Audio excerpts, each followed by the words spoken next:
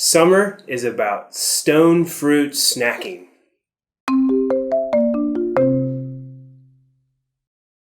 Hi, it's John with ProduceGeek.com. And what is stone fruit?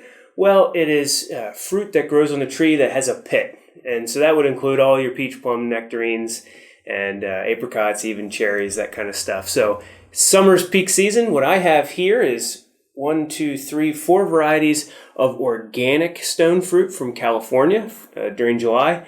And this is a Georgia grown peach that's conventionally grown. So real quick, I want to talk about a couple tips.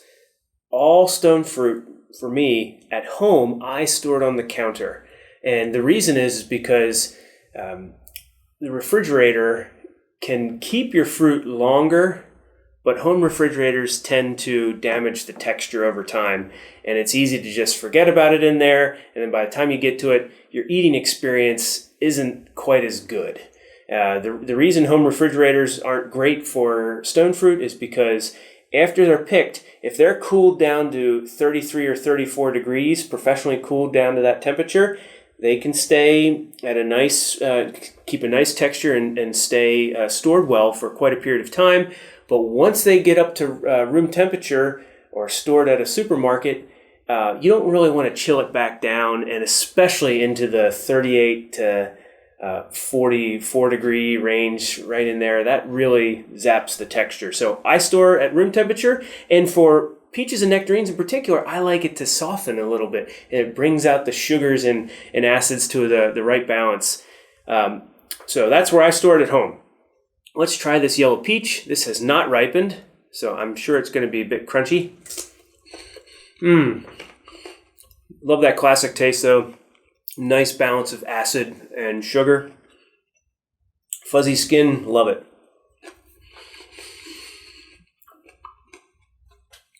How do I know when the peach is ripe?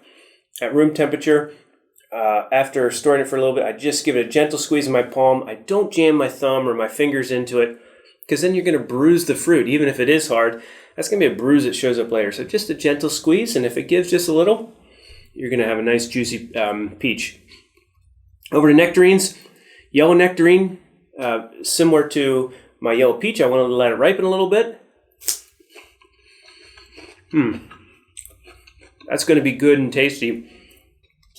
Has just a little bit different flavor than a peach. Just a slightly different taste, but very similar, just no fuzz. And I want that to be soft and juicy. That's when I love them. This white flesh, I should be able to eat this right away. Low acid.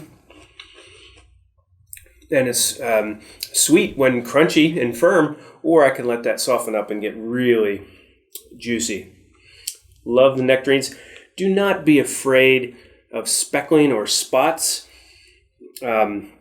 Especially in nectarines, when you start to see a lot of these dots, that's oftentimes a sign that there's good sugars in that fruit. So from a cosmetic standpoint, don't let that scare you away. Some of the ugliest fruit tends to be some of the best. Hey, let's move over to plums. We've got some early season plums. These are a red Hiromi. I actually don't know the variety of black plum, but when you're talking about red versus black plums, there's so many varieties. One's in season for a couple weeks and the next variety comes for a couple weeks and so forth. So they're not all going to be the same throughout the year. Here in the early part of July, most black and red plums are going to be yellow flesh, and it's going to be the difference in skin. Eventually, there's going to be a lot of black plums with red flesh. So let's give these a try. Here's the black flesh.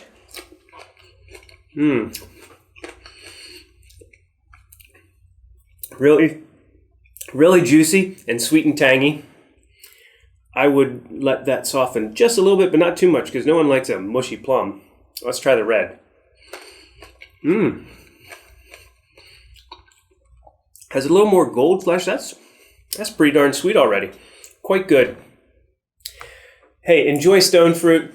And for more, come back and check out another video later. We appreciate it.